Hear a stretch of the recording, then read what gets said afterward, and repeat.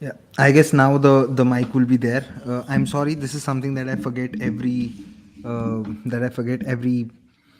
I have to start the show, that I need to sync the mic once again. For some reason, I just forget it. And thank you to Iqbal out there, who actually Iqbal and Rahul, who actually mentioned that the mic's off. I'm really sorry. Hopefully, Charan, you can hear me now. Robin, you can hear me now. Thank you so much. So what I was saying was that I was wishing all of you a very belated Happy Republic Day. And I was saying that this is an opportunity where, or it inspires all of us to become better citizens and do our job with the honest effort, and try and make our society and country better than what it is already. And on that front, uh, Robin saying, now that I've heard your voice, dil nu sukoon aa gaya. Thank you, Robin.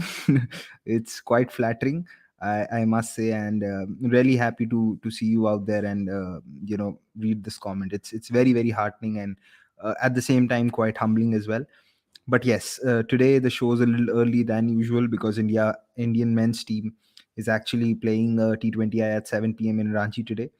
And some good news for all of you cricket lovers out there is that Indian women's under 19 team has progressed to the finals. They have beaten New Zealand, a team that has been a that's been a pain in recent times for India, regardless of what sport it is, because we have seen even in hockey, India lost to New Zealand very recently. And I am someone who follows a little bit of hockey, and I it was quite disappointing given India's number 6 ranked and New Zealand was number 12, and India were leading 3-1, but India still lost. So good to see an under 19 team not lose to New Zealand and do well. Um, and yeah, obviously looking forward to the T20 World Cup of the senior women's team as well. That starts in, I believe, in 3 weeks' time, if I'm not wrong. Yeah, in South Africa itself. So that would be a good competition, and a lot has happened in the last week on the women's game front, with the teams being announced for the Women's Premier League as well.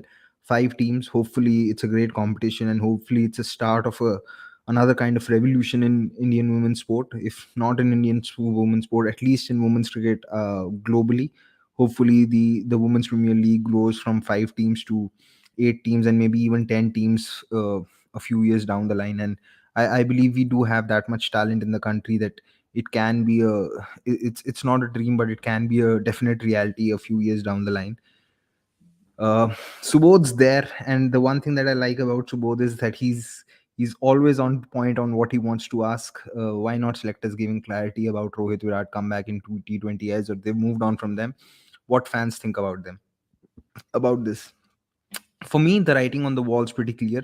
It's another thing that in Indian cricketing culture, we want to make sure that we don't hurt the superstars, and that is why we heard Rahul Dravid say that he's not aware of the split captaincy bit.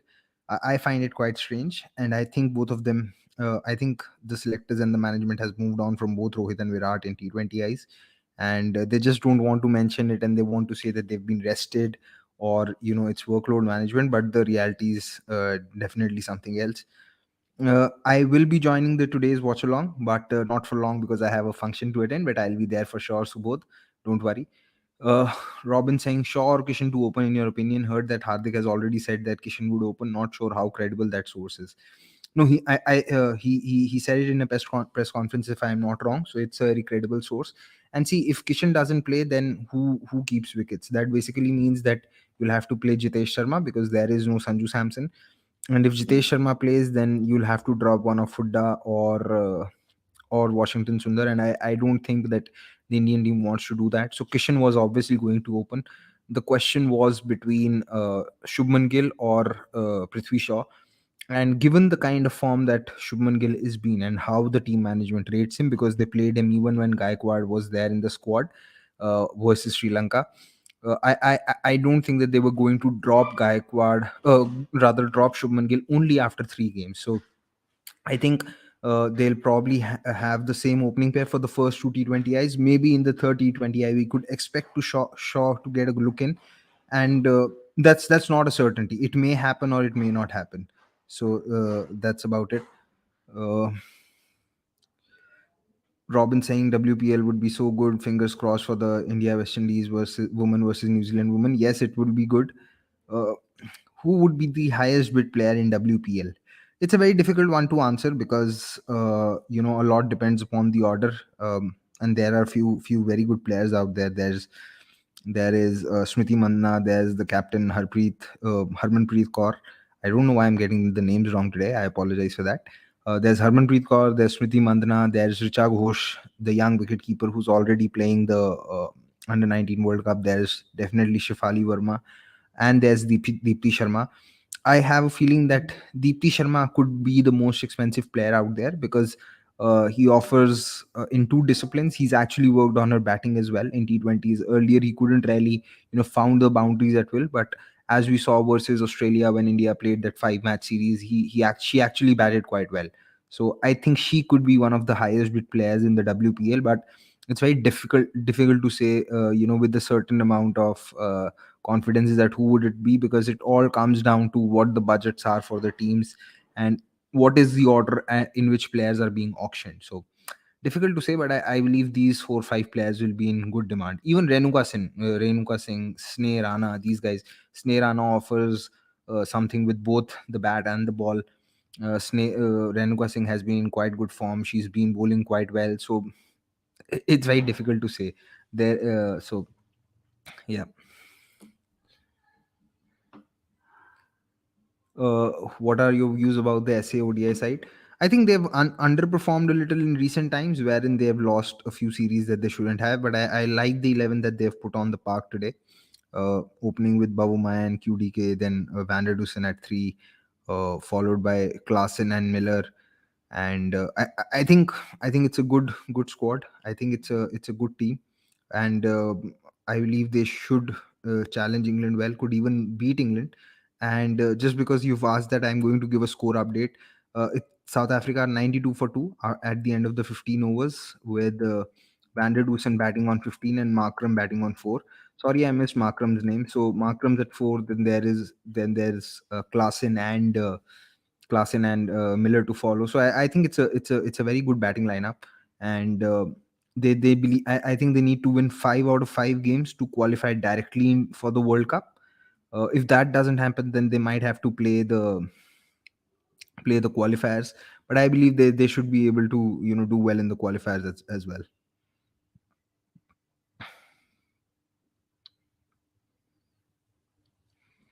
Her Sahib's asking me, don't you think this ambiguity about VK and Rowe does more damage than a proper clear statement from the team management? Or I agree. I think it does more damage because after the 23 World Cup, the ODI World Cup, how do you then fit Virat and Rohit into the team? It is going to become very difficult because I don't think till that point of time they are going to play the T20Is, and it would be an year since they wouldn't have been. Uh, uh, because it would be a year since they wouldn't have been playing the T20I. So I do believe that proper communication is something that is needed in all walks of life, let alone in sport where you have so many eyeballs and you shouldn't be really wanting to create any confusion. But that's the way BCCI functions. I think by default they try and do this so that it's not easy to pin the blame of on someone. So yeah, I don't like this, but it is what it is, unfortunately.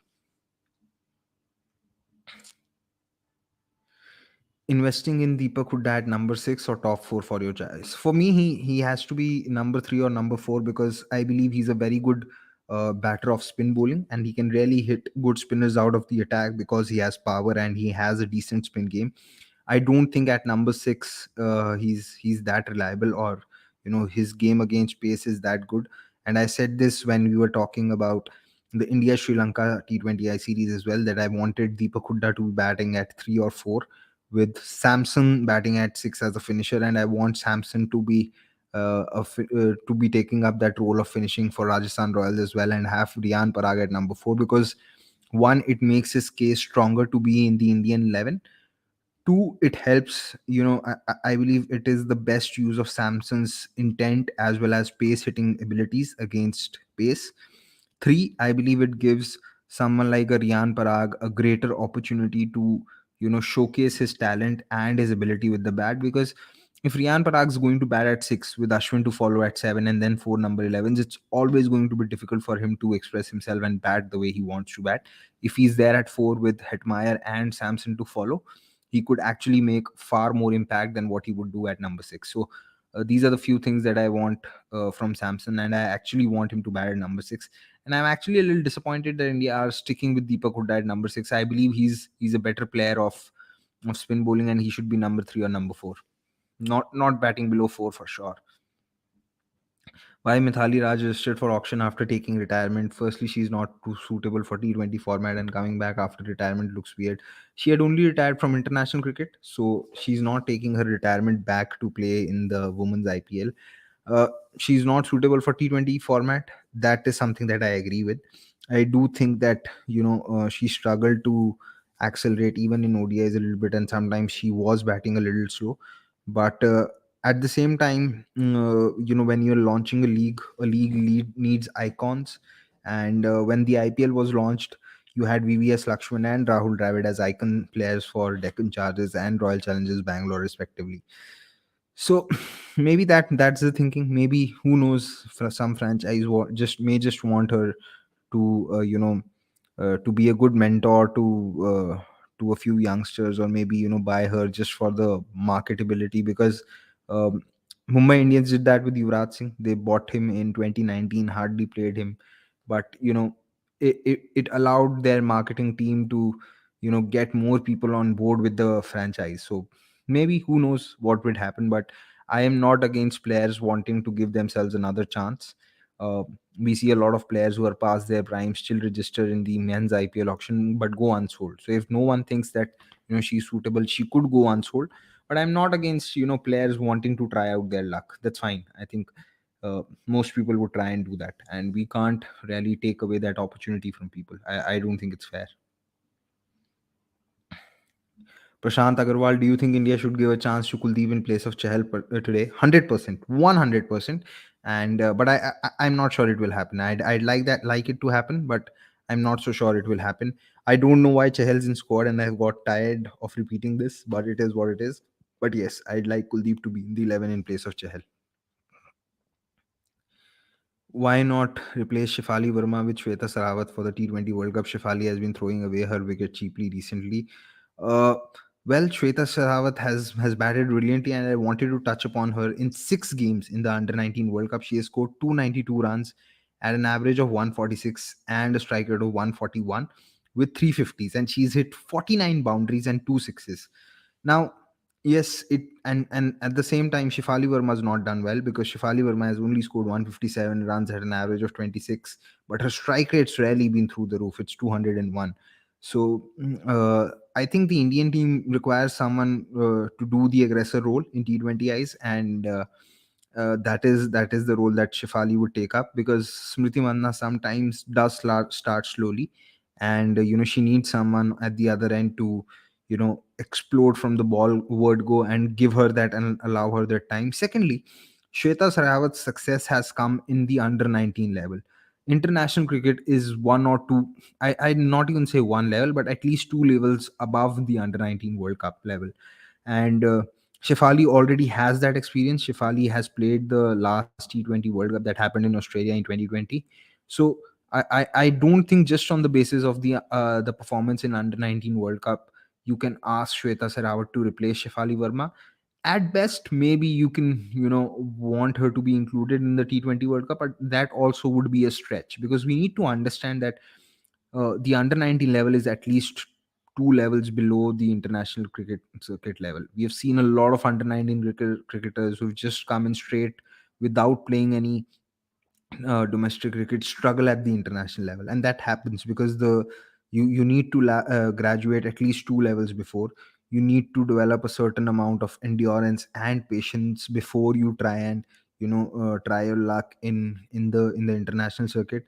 There are obviously few exceptions wherein the skill and the talent alone allows you to at least ride the first wave of competition in the international circuit, maybe the first year. But then, when it comes to recreating that consistency year by year, performance by performance, match by match, it becomes difficult without playing any domestic cricket. So I've always been of the view that Even good under 19 cricketers should be playing domestic cricket first before they make the international circuit, because there's a certain amount of endurance and patience that you need to develop at the domestic level before you graduate to the international level. So that's just me.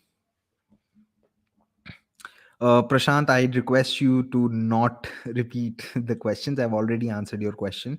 uh, but yeah, that's something that I'd like most of you to follow.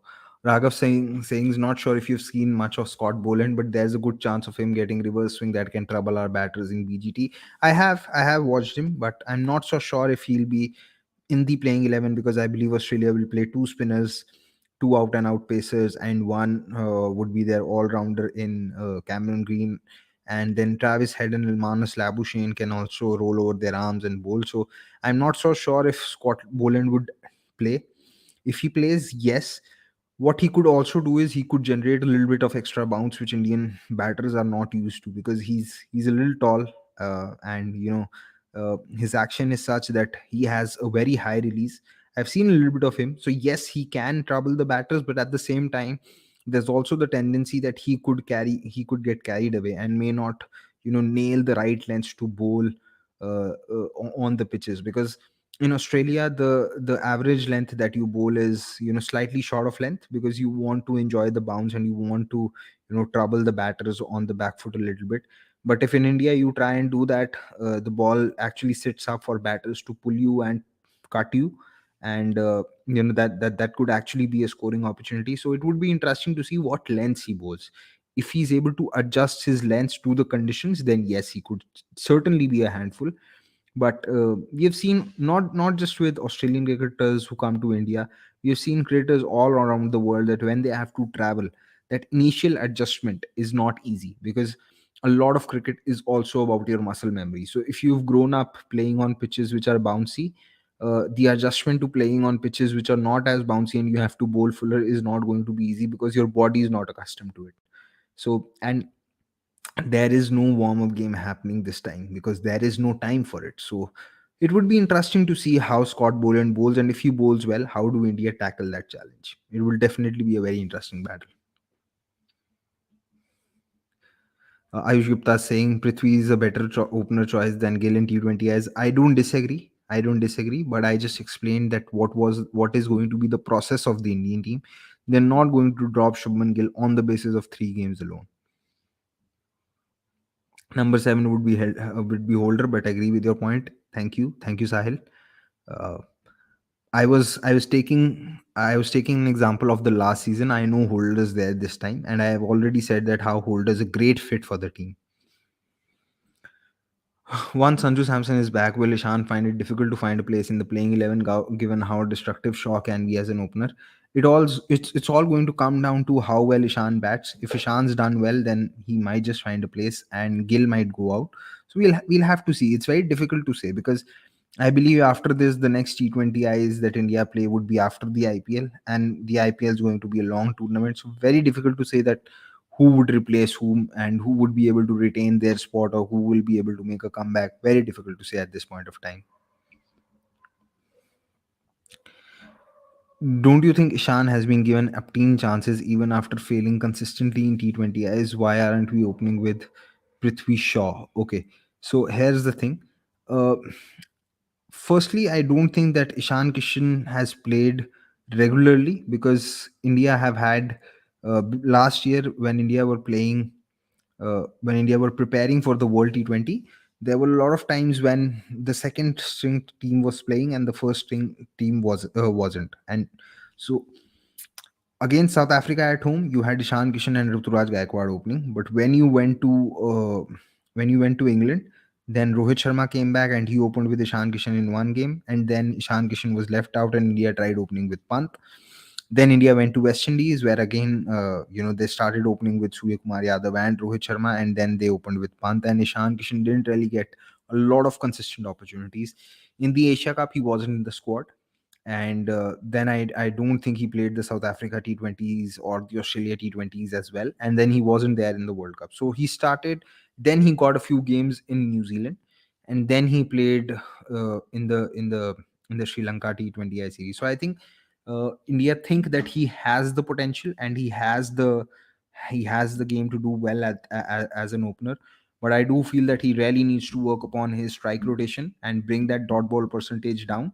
I think it's in the power play. It's in the it's around 51, 52%. The dot ball percentage, it's quite high in the IPL as well.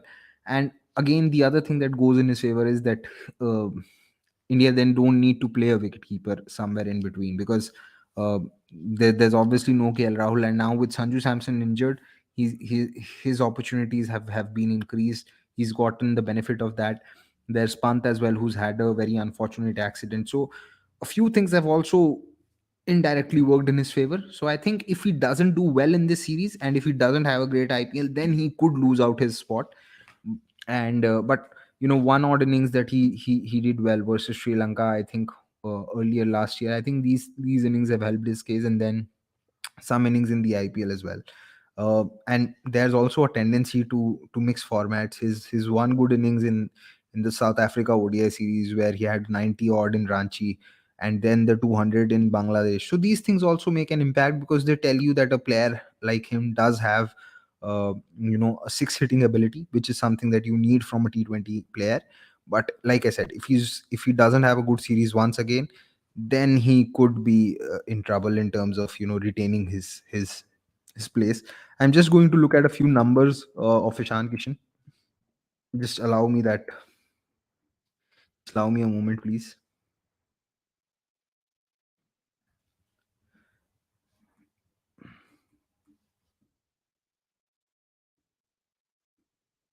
Uh, till then, I'll take the next question. Akshar as Jadeja will be the three spinners, right? And your two choices in pacers. I think yes. If everyone's fit, these three would be the three spinners, because they also offer something with the bat. My two pace choices, one would be Siraj and the other would be Umesh. At this point of time, I'd actually leave Mohammad Shami out, because I think Umesh Yadav has been such a good has had such a good record in India that it's difficult to drop him. And then Siraj has been in a great form. It's a very difficult call. I'm not, even if you drop one of them and play Shami, uh, it's not something which is objectively very wrong. It's maybe subjectively wrong for some, but it's a very difficult call to make, honestly. I think he's been okay. I've said this before, that sometimes Hardik needs to make sure that he's not the one doing anything and everything, because it's not just possible for him to do that. And and that is something that I want him to address when it comes to his captaincy.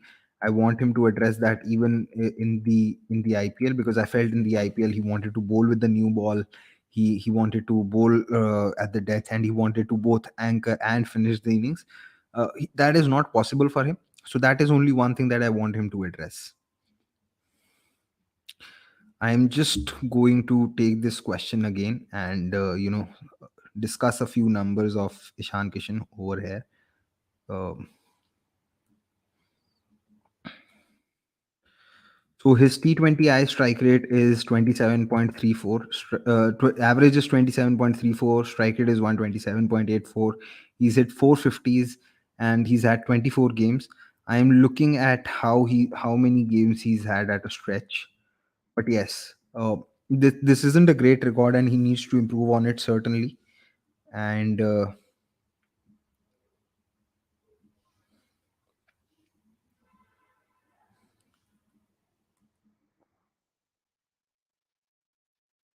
yeah, he only averages above 30 against two teams. One is Sri Lanka, the other is South Africa, and 250s against South Africa.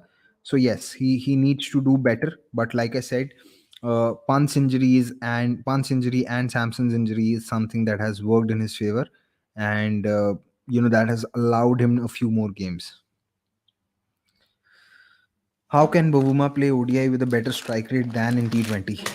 It's because in T20 there is the power plays for a shorter duration, and then the fact is that there isn't as much pressure, and sometimes when as a batter you're not taking that pressure and you're looking to maintain your shape, you could do better. We have seen even Virat start quicker in ODIs than in T20s, even when he's come out to bat with in the middle overs. Because in ODIs, when you try and maintain your shape, you are able to find a few boundaries which you otherwise don't try and do in T20s. So it can happen. It can happen. But I think Bovuma's done well for South Africa in Test matches as well. He's been their best T20, best Test batter in the last 2 years. ODIs, he's been decent, but in T20Is, I think South Africa are really stuck with him, and they need to move beyond Temba Bavuma. No disrespect to him. Gary Vee Singh, मैं prediction है कि आज गिल 50-60 मारेगा 160 की strike rate से। I won't be surprise if that happens, क्योंकि बहुत अच्छी फॉर्म में रहे हैं Shubman Gill, and it's good to see, it's good if someone can like him can carry that form. Ranchi is not the biggest ground, so he can clear a few boundaries as well. It's all about him maintaining shape, and we saw that in the power play in the ODIs, whenever he's tried to maintain that shape. Even if you look at the last ODI, he hit Lockie Ferguson for 22 runs in an over. And Lockie Ferguson's figures were 53 runs in 10 overs in a game where India scored nearly 380 runs.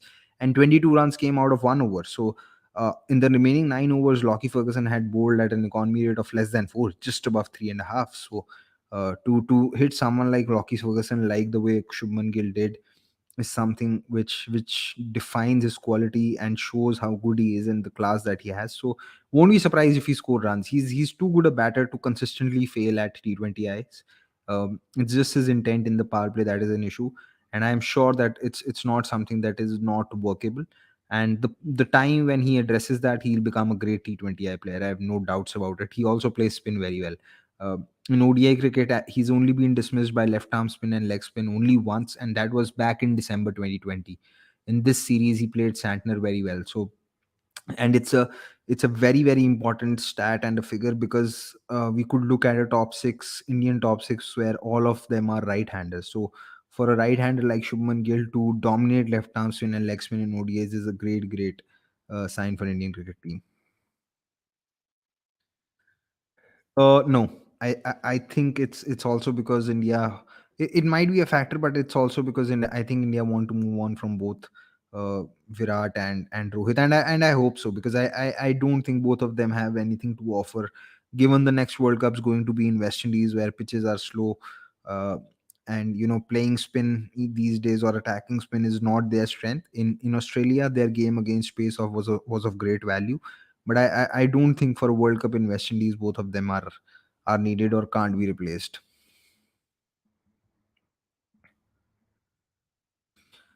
Okay, very interesting. But why not Jadeja? If Jadeja is there, why would you not promote Jadeja? And he's been actually a very good batter for India in Test matches since the over 2018 Test match. So why not Jadeja? Because it's not that you are only going to face spin at number 4 in Test matches. Pacers can come in as well, and can trouble a batter. And I think against pace bowling, someone like Ravindra Jadeja has been brilliant. I don't know. I heard that he was rested, which was surprising because it was a must-win game.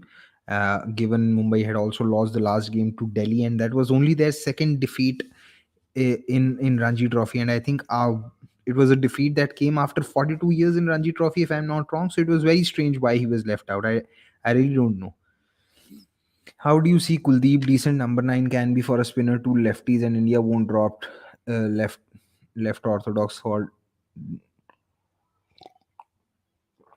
WS. I don't understand the question. But see, Kuldeep's only had one good innings with the bat in Test matches. That was in the first Test in Bangladesh. And I think all of Akshar, Ashwin, and Jadeja are definitely better batsmen than Kuldeep. Very difficult to drop Akshar given the kind of Test record that he has. And I'd say the same thing for the other two spinners as well, Jadeja and Ashwin. And their batting value is immense. On the basis of one innings, I would really not say that Kuldeep's a better batter or a better fit. And both Jadeja and Akshar might be left arm orthodox spinners, but both of them operate with a different trajectory. Akshar comes wide of the crease, is taller, gets more bounce, and is also quicker. Jadeja is more traditional. He comes closer to the wicket, looks to beat the batters in the flight, and he's more he's not someone who really goes wide of the wicket. Doesn't bowl as at the same pace as Akshar. So very very different bowlers, both of them. And like I keep saying, their batting value is immense. I don't think that you know. On merit alone, Kuldeep can play ahead of any of three spinners unless India really want variety and they want to play, uh, a spinner. In which case, very difficult for call. But uh, I really don't want to make that call that who do I want to drop, because I think Akshay is really going to be a handful when the ball goes soft, as he showed in Bangladesh. So I don't know. Do India drop Jadeja? I'm not so sure, and I don't think India are going to play four spinners as well, because when the ball goes soft, you do need paces to use the reverse swing available. So I don't know. Prashant Agarwal saying one good innings of KL Rahul in ODIs has helped Rahul to retain his place in Test and will play ahead of Gill in BGT. No, I don't think it's because of that. Rahul really didn't play a lot of Test matches in 2022. He had a very good 100 in Centurion, and then had a very good 50 in Johannesburg in the first innings, and didn't play the Test series against Sri Lanka, didn't play the Test match against England, and then he played the two Test matches against Bangladesh. And India really didn't play a lot of Test matches, so Rahul only played four Test matches, and out of them, in one of them he scored a very good 50.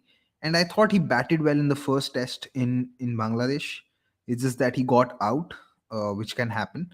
And I think the team management rates Rahul as a Test match opener because of what he did in England and in that one Test in South Africa where he scored 100 in Centurion.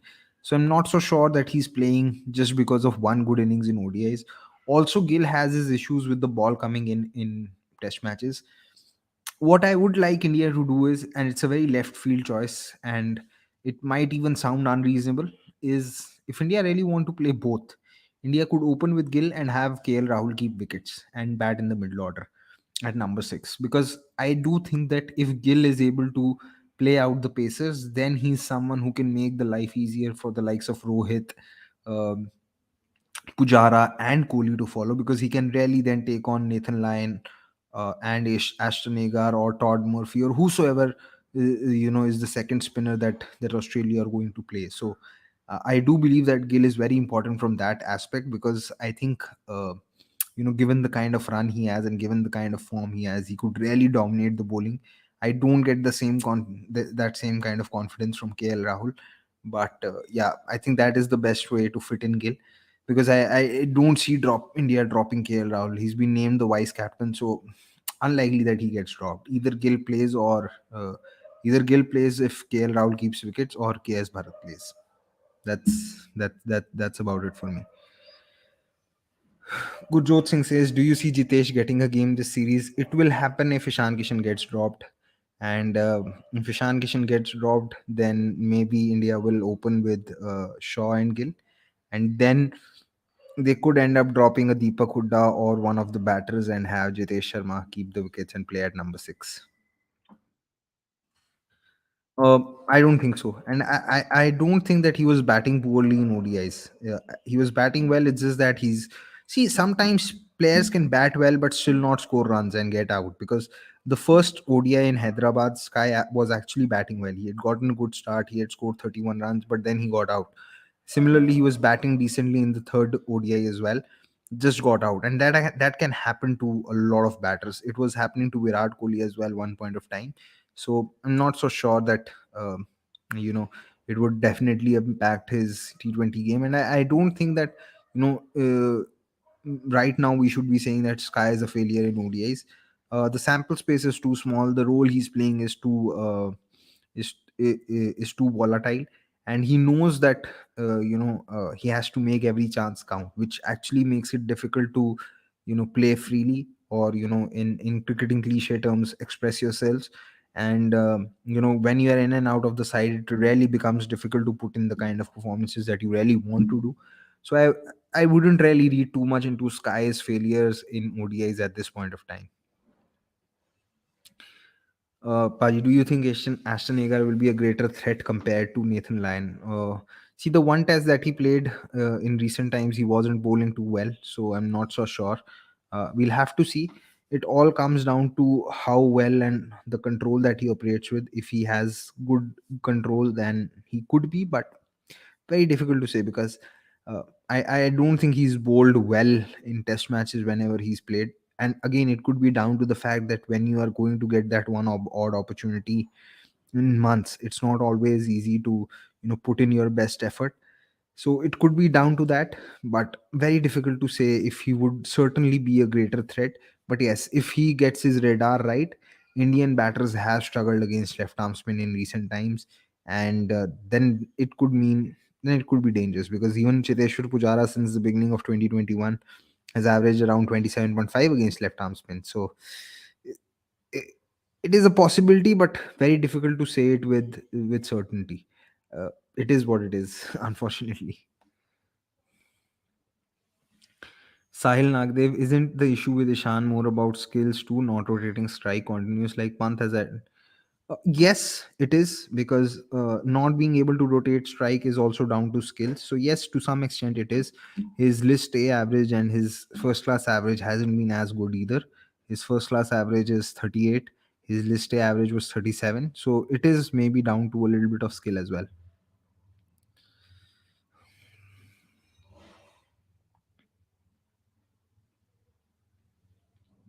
Three players who can break into T20I team based on good performance in this year's IPL. One is definitely KL Rahul. The other could be Bishnoi and Abhishek Sharma, maybe. Uh, but it could actually be many. Mohsin Khan's another, but he's been injured for quite a long time.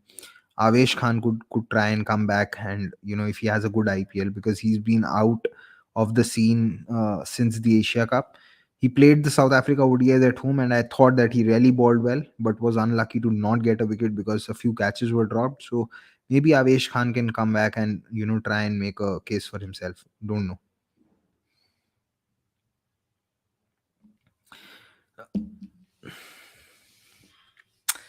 I wouldn't say that he's already always smashed second string attacks because when Australia were touring Pakistan, he did bat well. He scored a very good 196, which allowed Pakistan to save the test match in the second test. And then he had a few good hundreds against and few good performances against England as well. I think what people need to realize is that these individual awards can't be given on the basis of or can't be denied on the basis of team performances. A lot of people are saying that Babar got like Pakistan got whitewashed against England, so Babar shouldn't get that award. But what can Babar do if Pakistan don't have good bowlers? Babar tried his best. Babar scored runs. Babar scored runs against New Zealand as well, and Babar's been very consistent. He's been, I think in the last 12 or 13 ODIs that he's played, he's had 1050 plus scores. So what can Babar do if his team's not stepping up? And similarly, I think with regards to Stokes as well, I think Stokes has mostly got that award for Test Cricketer of the Year because of what England have done in Test cricket, and that shouldn't really be down to Stokes because an average of 36 with the bat and an average of 31 with the ball isn't something which I consider as worthy of giving a Test Cricketer of the Year award because even in Stokes's captaincy, there have been five batters from England have averaged more. Uh, the likes of Robinson and Anderson have averaged below 20. Matthew Potts rather has averaged 27, 28. Broad has averaged 27.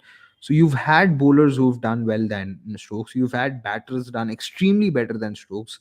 Best to average 66 with 600s and scored more than 1,000 runs in 2022. In the period where Stokes was captain alone, Root had an average of 52, 53. So I think these people need to understand, and the ICC as well, that these awards shouldn't be given for the team performances. They have to be given for individual performances, and that's my view on it. Would it have made sense in playing Shaw to negate the enforcer void created by punts and availability for Border Gavaskar Trophy? No, I don't think so. Shaw, when he scored that 300 against Assam, was his first class century in 2 years, I think. So no, I don't think you can play pick white ball players and expect them to do that job in red ball just because they are explosive in white ball. It's and see, uh, Pant's far more smart and mature in Test cricket than what many give him credit for. He understands what balls, what bowlers, and what lines to attack. He can defend when it's needed. I'm not so sure that's the case with Prithvi Shaw. Sahil Nagdev saying Gill needs an opener who can dominate power play and he can play better after 5 overs, considering he's good in middle overs. That's the thing. He will not always get a opener because some days that opener will also struggle for timing. And the other thing is, if you are chasing something which is upwards of 200, or if you want to set a target of 200, not always you can make up in the middle overs. You have to try and show intent from the first 2 overs itself, or probably the third over, if you just want to gauge how the wicket is. A strike rate of 118 in power plays is not something which I think is ideal. I think minimum it should be 130. Do you see RCB playing Will Jacks by some way or the other in their 11? Very difficult. Uh, because Glenn Maxwell had value with the ball last season as well. He had an economy rate of 6.87 and he had bowled in the power play too.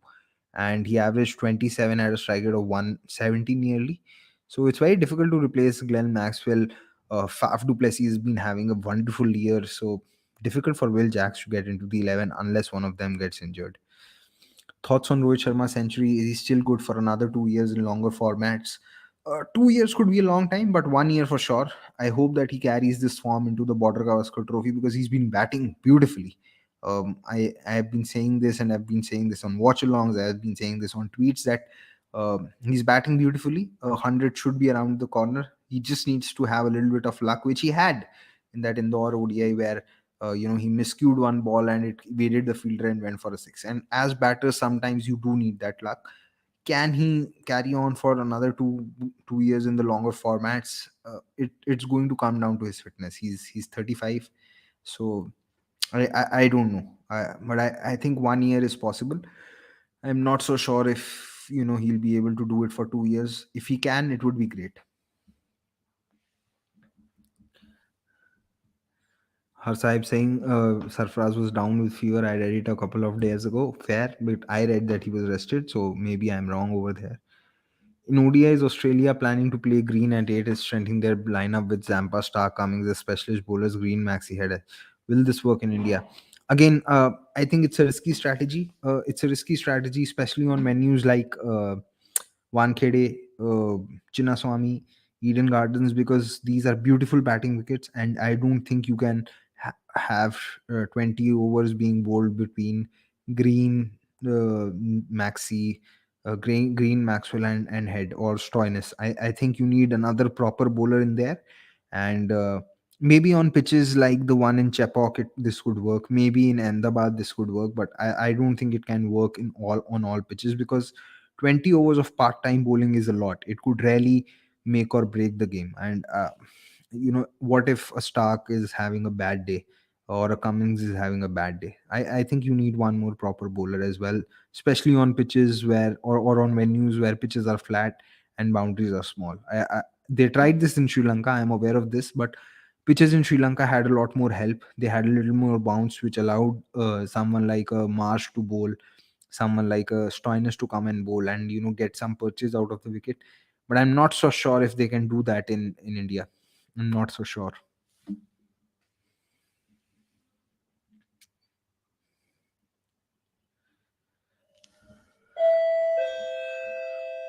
Sahil Nagdev saying, I think Sky can succeed like Maxwell or how England is using Livingstone, but since he can't bowl and India don't have a top four, you can't balance the squad. Correct. Uh, Sky will only be able to play in place of any of the one players batting at 3, 4, 5 because I think number 6 is fixed for Hardik Pandya. Number 7 would be between Ravindra Jadeja or Akshar Patel. So that's about it. And yes, as a batter, his role is going to be very similar to that of Maxwell or a Livingstone. Subhash Chandra is asking me what pitches are you expecting for Border Gavaskar trophies, rank turners or slow turners like versus New Zealand first test or flat pitch. I don't like slow pitches. I'd like pitches with pace and bounce, because I think if pitches have pace and bounce, spinners, pacers, batters, everyone is interested, because some, even on pitches with pace and bounce, playing someone like an Akshar Patel and even Ashwin can be a handful. I don't like slow turners. I liked the pitch that India played on in the second test in Chennai, where there was a little bit of turn and more bounce. I liked the pitch that India played on in Mumbai when Ajaz Patel took those 10 wickets. I am more than happy with those pitches than the ones in, Kanpur, or sometimes what you get in Delhi, where uh, there is absolutely no pace to play with, and as a batter, it is very difficult to be dismissed while you are defending, even if a bowler is bowling well. So I like pitches with pace. To be very honest, because I think pitches with pace and bounce makes everyone interested, whether it is a pacer or a spinner or a batter. As a batter, you get a lot of value for your shots, and you also are kept honest. If a bowler is really bending his back and hitting the pitch hard, he could get that extra bounce. So I love pitches with pace and bounce, no questions about it, because pitches over the course of 4 or 5 days will get deteriorated. So, it will start to spin a lot more as the match progresses. But pace and bounce is very important, because if there is no pace and bounce, you could have as much turn as possible. It is very difficult to then beat batters on defense. So that's my assessment. If someone wants to disagree, they can. Whom will India miss more in Test, Bumrah or Pant? Pant. It's it's quite straightforward. I think India do have bowlers in Indian conditions to get 20 wickets out, but India really need Pant's batting, and his keeping has always been improving and going up a notch with every match that he's been playing, and now he's become a very good keeper. So I think India will miss him. Prashant Agarwal is asking me, do you really think Rahul can fulfill the role of a test keeper on these spinning wickets? He can. I don't think he's kept poorly whenever he is kept. It's going to come down to how fit he is, how's his back and everything.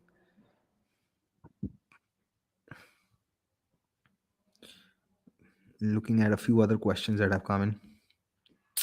Guys, one request that I want to make, since all of you are, or to those of you who are watching, please press the like button, so that this show can defeat the YouTube algorithms, and can always come up in your feeds. If you like this, please share it with your friends and family who are cricket fanatics, and do subscribe to the cricket.com channel, because there's a lot more cricket content. Just after this game, we'll be having a watch along, and yeah, do press the bell icon as well, so that you can get regular notifications of whenever the channel goes live or whenever a video is released.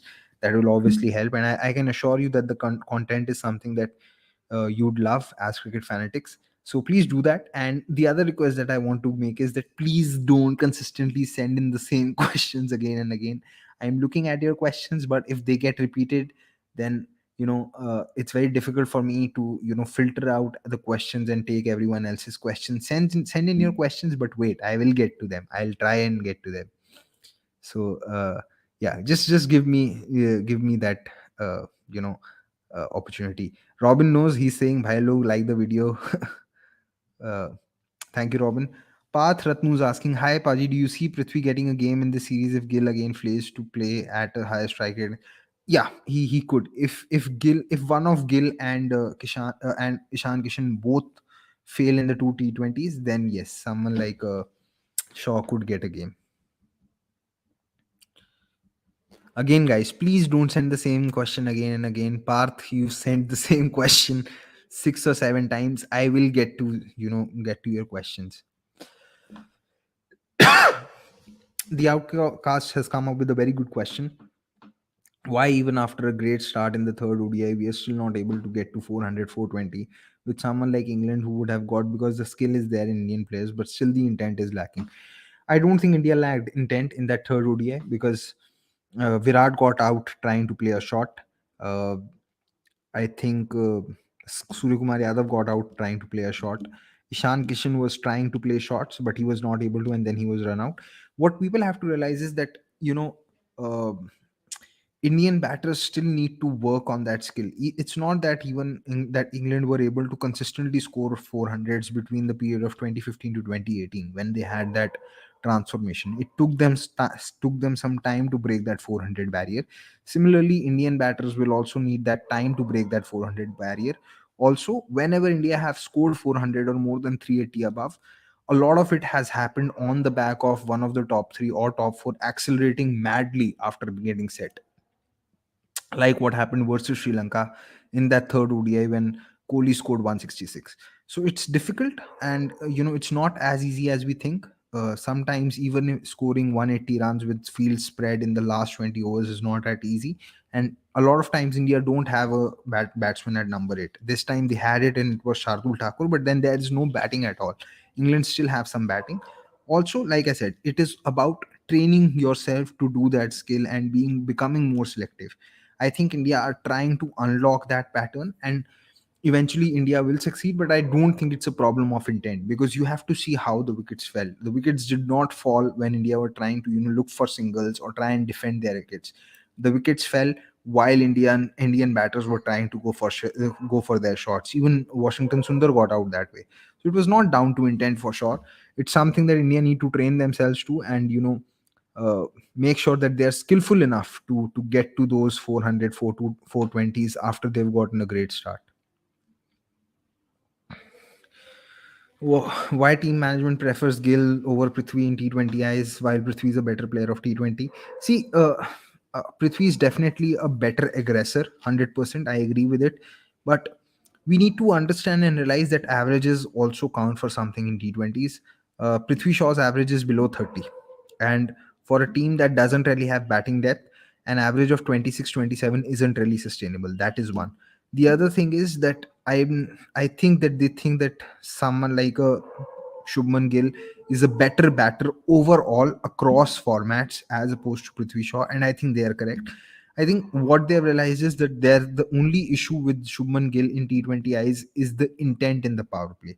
Once he sorts that out, then he'll be able to become he'll be able to become a very good T20 opener. He has a lot of value in T20s when he gets set, and he's shown that on difficult pitches, where the ball's really gripping sometimes, which they do in T20s. Like, if you look back at the 2021 IPL when the matches were happening in Sharjah, he was able to score 50s at a strike rate of 130, where many others were failing to get put bat to ball. So I think it's a combination of factors. Somewhere, some issues of Prithvi Shaw off field might have played a part. I'm not so sure what they are exactly, but this is what I've heard and read.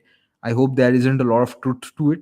But yes, I think Prithvi Shaw, at the very least and at the very minimum, needs to bring his average up to 30 in T20s.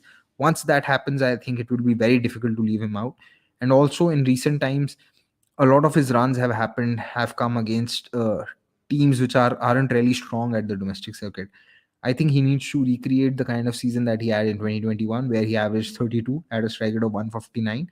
If he can average 30 and even have a strike rate of 150, or I think he would have done the job. So the team management feels that they need someone who can give them a minimum average of 30. Maybe that's a factor, but yes, it's not as easy as what others would think. A lot of people think that T20 is only about strike rate. It isn't. T20 cricket is also about averages, just like how ODI cricket is also about strike rate. There's a reason why many don't rate Shahi Hope as a very good ODI cricketer, because of his strike rate. His strike rate is always in the late 70s or early 80s, and with the amount of runs that he scores, his strike rate should be higher. It should at least be in the late 80s or early 90s, which isn't. So that's also a factor. It's not just 500, 600 runs. Those 500, 600 runs would have to come at a very good strike rate of around 140, 145, or 150. And yes, at this point of time, the openers look logged. Uh, Cricket Talks with PY is asking me about my views on Hardik's current hitting ability. As I've been saying for quite some time, his hitting ability against pace bowling has gone down. He needs to work on it, and hopefully he does. What would be your top seven if India wants to emulate baseball cricket in test? I'll keep the same top seven. I don't think that India need to. Firstly, I don't think that the pitches in India allow India to do that baseball thing. Uh, it's one thing to adopt baseball on pitches where nothing's happening and the ball's coming straight, but in on Indian pitches that doesn't happen. So I don't know. But even if India wanted to do that, a top seven that I'd like India to emulate. It's quite a difficult question because I've not really given it much thought, but I wouldn't really change the 5, 6, 7, which is Pant, Shreyas, and Jadeja at 7. Maybe I could bring Prithvi Shaw into the mix. Maybe I could bring Shubman Gill into the mix, and who else? Uh, I mean, you can ask Rohit Sharma to bat quickly. Uh, even uh, I think in flat conditions, even Chiteshwar Pujara can bat quickly, like he showed in that second innings against Bangladesh. So I wouldn't really change the top seven, to be very honest. I don't think Chiteshwar Pujar has done much wrong. I'd like Sarfraz Khan to get a look into the squad and have him and maybe Surya Kumar Yadav as backups and see how well do they do. But I wouldn't really change India's top seven if India are going to play on a flat track where they need to do baseball. To be very honest, because we have seen Virat Kohli have the gears to accelerate. Even Rohit Sharma has it. So uh, why would you want India to change that top seven? And baseball is not about hitting from ball one. It's also about picking your targets, like something what Bairstow did very well. So not really. I wouldn't really change the top seven, to be very honest. Shami, Siraj, Umesh, pecking order in Test in India. Oh my God, very difficult question. I really don't know because a lot of the test matches that Siraj played in India and in general have happened when Shami got injured, and then he was clearly ahead of Umesh in overseas test matches. But Umesh's record in India and subcontinent is something which I don't think anyone can question. So I don't know, man. I really don't know. My personal preference at this point of time would be to play Umesh and Siraj because I think Shami is still not 100% and not exactly in that rhythm. But yeah, maybe I don't know. Uh, a very difficult question to answer. I mean, I really don't know because at this point of time, the last time when India played the test match, the test series in India was against Sri Lanka, and I think Bumrah and Shami played those two test matches, and Siraj didn't. So probably Shami is ahead in the pecking order, and then there is one of Siraj or Umesh, and at this point of time, that might be Siraj. But like I'm saying, it's very difficult to just pick two out of these three because of Siraj's current form, Umesh's record in India, and then Shami being Shami. So very difficult to pick, to be very honest. Yes, he can 100% because he provides a lot more control with the ball, and he also has batted well in domestic cricket. Thakur's average when he made his test debut in test cricket with the bat was around 17, 18. Uh, so yeah, I think he can, and he also provides a left arm angle which India desperately need. This is a very interesting comment. I don't know what to make of it. Paji has a therapist like energy. I hope Hemant has said it in a good way and not in a negative way because I really don't know what to make of it.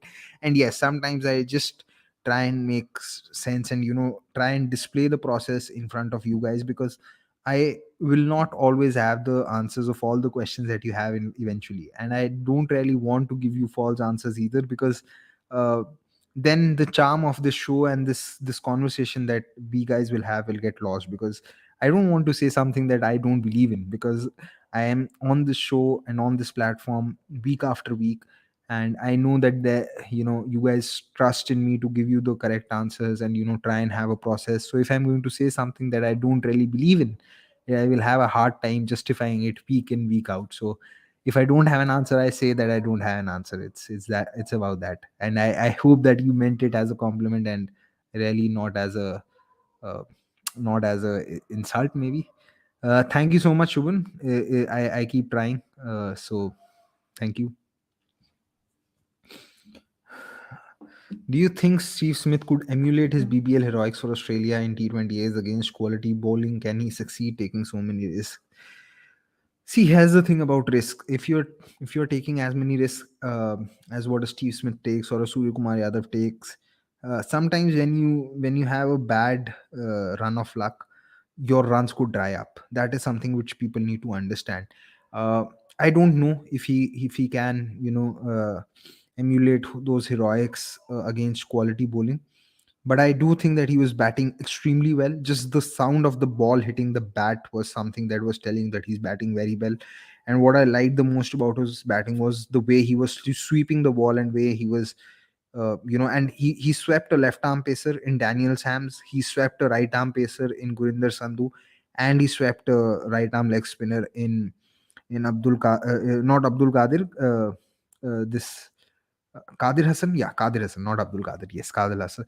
And he swept all three of them in three different directions. And he's really been premeditating. He's opening up a few bound areas of the ground that he wouldn't have necessarily accessed early on. And he's definitely worked on his intent. Probably we need to see a bit more of him in T20Is, or in T20s, to see what he can do. The thing is that a lot of that came while he was opening, so I'm not so sure if he can really start off that well if he has to come in at number 3 after the power play.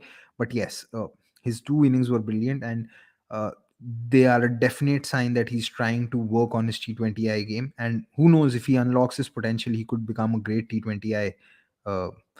T20I batter, and we could really look forward to it. um, Sahil Nagdev saying Sydney Thunder's lost because of a DRS in an eliminator. Sad. Warner was. I'm sorry, I didn't follow the game, so I really can't comment on this. Uh, Amidst all the changes in the Indian setup, even New Zealand have a very fresh team with three spinners plus two part timers in their lineup. How much they cope with their due and their dead bowling will be things to watch out for. I agree. And something on this part is that in 25 T20s that have happened at Ranchi, 16 have been won by the team batting second. Spinners do find it slightly difficult bowling second. I got all of this from the preview on the cricket.com app, so you should read it, and it will tell you a few things. I just want to give you a toss update, because the toss has happened. India has won the toss and chosen to field, and Hardik Hardik says that the only reason to bowl first is that the ground is going to get wet. I can see some dew now. No Yuzvendra Chahal, no Mukesh Kumar, no Jitesh Jo, no Prithvi. So people were saying that they want to see Kuldeep Yadav play ahead of Yuzvendra Chahal, and that has happened. Uh, and just on that, I want to take this comment. I think UZ's Finnish batsmen are easily predicting him easily these days. Why India didn't back someone like. Yes, I do think that someone like Yuzvendra Chahal is going through a very bad run of form. I think he's trying the same thing again and again without much success. And yes, he's going to go back. He'll probably get dropped, and he'll have to go back to the drawing board, figure out what all he can do, and improve his bowling, because otherwise it's just looking sad for him. I think only Virat doesn't sweep, others sweep. And it's not about not picking left arm spin from the hand. I think left arm finger spin is easy to pick from the hand. I think what gets them is sometimes they're not able to read the trajectory because of the angles. I don't think that they can't they're able to pick the turn out from the hand. I don't think that's an issue. Sometimes picking the trajectory or judging the trajectory could be difficult. Subhash Chandra Bharat was asking, rank these test batters: Sachin, Lara, Ponting, Smith, Kane, Root, Kohli. Oh, difficult. Sachin number one for sure. Uh, Brian Lara number two. Now it gets difficult. Or maybe Sachin number one, Steve Smith number two, Brian Lara number three, maybe. Uh, Kohli number four. I think so. I'll have to do a deep study to see if Kohli is better than Lara or Lara's better. I think Lara's definitely more skilled, but I'm not sure if he's entirely better than Kohli. Uh, but yes, Sachin's definitely better than all. The amount of shots that he had and the way he was batting in Test matches in South Africa at the age of 38 just tells you the kind of genius he was. So Sachin one for sure. Smith maybe two. Uh, Three and four. A little doubtful between three and four. Could be Lara, could be Kohli, not sure. And then Joe Root, and then then Kane Williamson. Uh, yeah, that I am not. I have Kane Williamson at the last because I don't think he's played enough away, and I don't think that he's had that many impactful performances away from home. He's done well. I like him, but I I don't think that he's had those many impactful performances away from home to for him to be better than many. And many times, when he's played away, he's found some pitches to be quite easier, and I don't think Virat Kohli has ever found those pitches, those easy batting wickets. Could be wrong here, but I really need to look at this a lot more closely than what I've did right now. uh, it's crazy how sitting on the bench greatly increases the players fan following. I agree that Shaw and Samson are very skillful players, but since I agree, and yes, it's a old it's saying that anyone who's on the bench becomes a better player when the team's not doing well. So that's about it. If Hardik continues to be fit, should he considered for test selection? Test selection, no. His body is not made for it. Uh, at this point of time, Kuldeep. Uh, when do you expect the next transition in the test team after the World Test Championship, or maybe sometime after the next overseas cycle? We'll have to see what is the respective health of the what is the respective health of the batting game of Virat, Pujara, Rohit. A lot is going to come down to that. Thank you so much, Hardik. Love these comments, and I really greatly appreciate when whenever people have a genuine praise for the work that I do. Really happy. Thank you so much. Uh, yes, I will. I'll be there. Okay, this is a good question. What's your take on the pecking order talk? I find it reasonable to an extent, but not to the point that Gill's opening and Shaw's bench with Rutu ahead of him too. Gill will sit in BGT but play here in T20s. Oh, it's really difficult because what you're saying makes sense, but when do you want to follow a pecking order and when you do not want to follow a pecking order is very difficult to pick, because at the same time, if you don't follow a pecking order, many would believe that you should follow that pecking order, and when you do follow that pecking order, many are going to be against it. So uh, finding that balance is very tough, and which is why I always keep saying that sometimes uh, sometimes there is never an objectively right or an objectively wrong selection, because selection's a subjective thing. And it's also more about elimination rather than selection, because selecting a 15 when you have so many players available is usually something that comes down to eliminating players rather than selecting players, because there's sometimes not much to choose between a few players. So it's difficult. It's really a question that is very difficult to answer.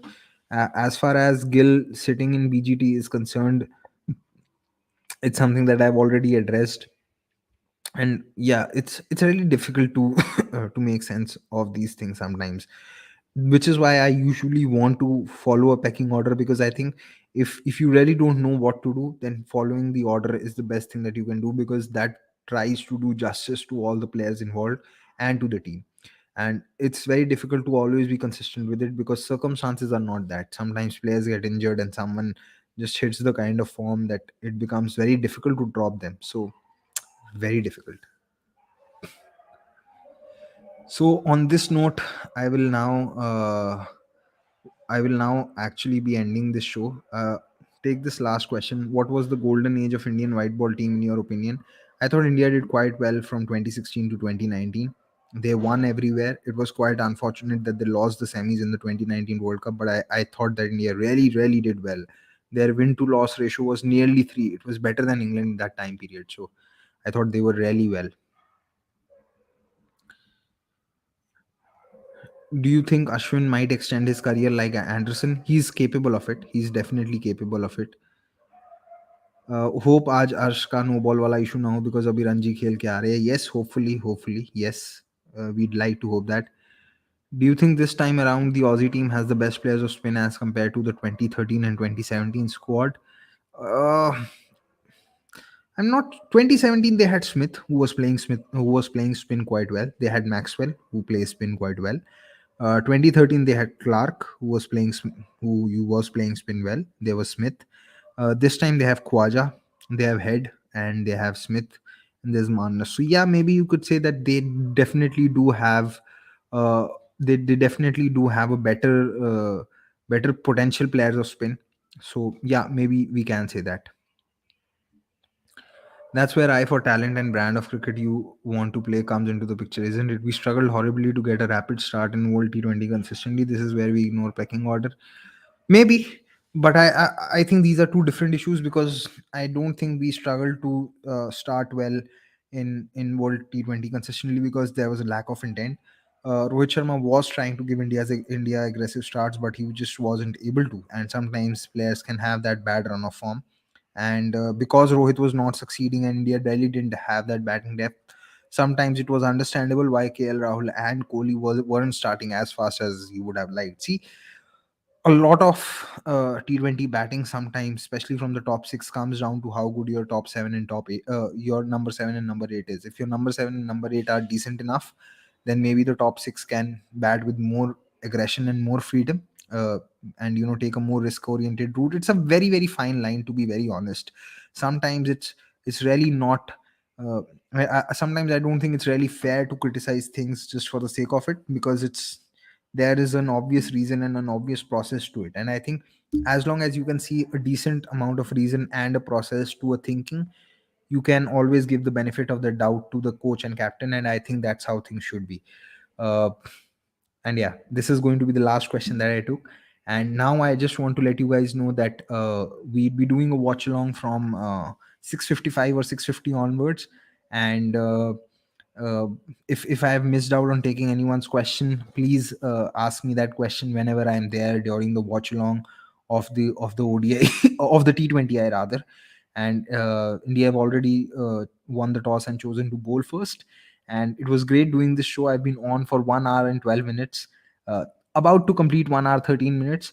And like I say during each and every show, I love that you guys wait for the show, ask your questions, and place that faith in me to answer those questions, and I really enjoy that. If I've ever made some mistake, you can always point it out, because this is more of a conversation between a few cricket fans and fanatics. And the objective is not just to always improve my own knowledge, but also to get better at understanding and reading the game, and that is something that all of us can always do. So on this note, I'd like to wish you all a good night. Hope there's a great game, and I'll see you in the watch along, and hopefully in the next week as well, Friday. I'll confirm the time. Hopefully there's no game at that point of time. Thank you so much.